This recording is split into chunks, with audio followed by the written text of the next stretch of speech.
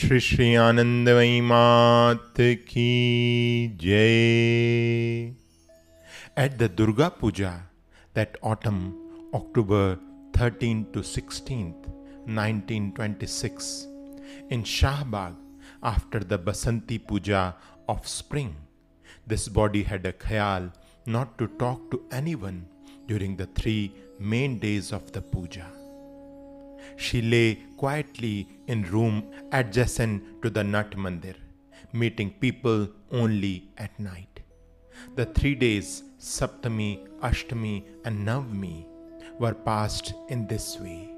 On Dashmi, 10th day of Navratri, she went to the pond around mid morning to bathe and then returned to her room through the crowded Nat Mandir without anyone seeing her. Later, when the people gathered there asked how that was possible, this body responded, "If I wish others not to see me, they cannot. Though I saw all of you, some would ask, at times you look big and other times small. How is that possible?" These types of yog vibhuti, supernatural powers, come naturally to yogis and they manifested in this body on their own as per her khayal. On Dashmi, I went to the pond late in the evening. Impulsively, I waded into the water, feeling that it was calling out to me.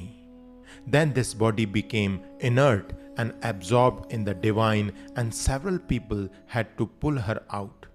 This feeling of wanting to merge totally with the element of water continued for several days. I would make my way towards the water, saying repeatedly, "The water is calling out to me." The same happened with fire also. This body became one with fire, water, plants, animals, humans, and all the elements of nature. Indeed, whatever was seen, whatever heard, I was one with all things along with their forms and attributes. Once, traveling to Siddheshwari in Shashank Babu's overcrowded carriage, my mother took this body on her lap. I desired that she should not feel my weight, and she repeatedly remarked, "I do not feel that you are sitting on my lap at all." When we got out of the carriage, this body sat down on the ground with a thud and said, "The weightlessness of the body in the carriage is proof that earlier man could travel through the air. Do you not see the kite made of paper and stick floating in the air? One can float on water like a leaf, sit on water in padmasana, or walk over water. Everything is possible through proper yogic technique.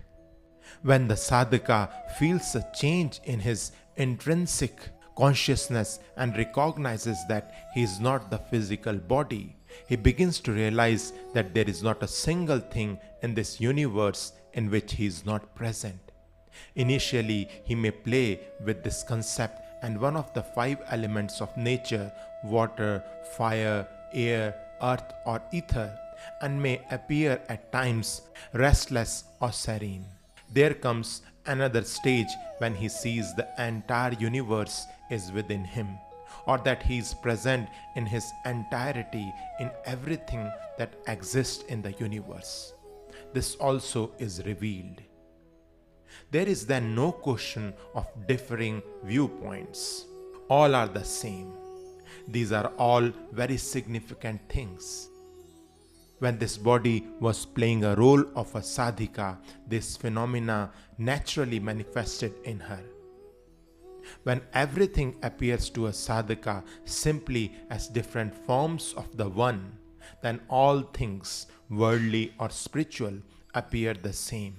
Even the karma seems to be another form of the Supreme. At this stage, if the sadhaka fails to keep his mind focused steadfastly on the ultimate goal, he may fall from the elevated state acquired in sadhana. Remember that this body has played with many different aspects of sadhana.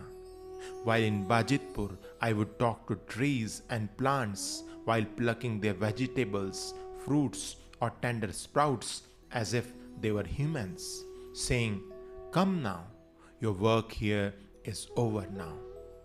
This body would behave with them as if they were humans, but no words were spoken to them in the presence of others. When planting a tree, I would look after it as if I were nursing a living person. I noticed that it always grew to be very beautiful. I experienced myself as the creator, the preserver, and that I existed in everything. Shri Shri आनंदमयी मात की जय।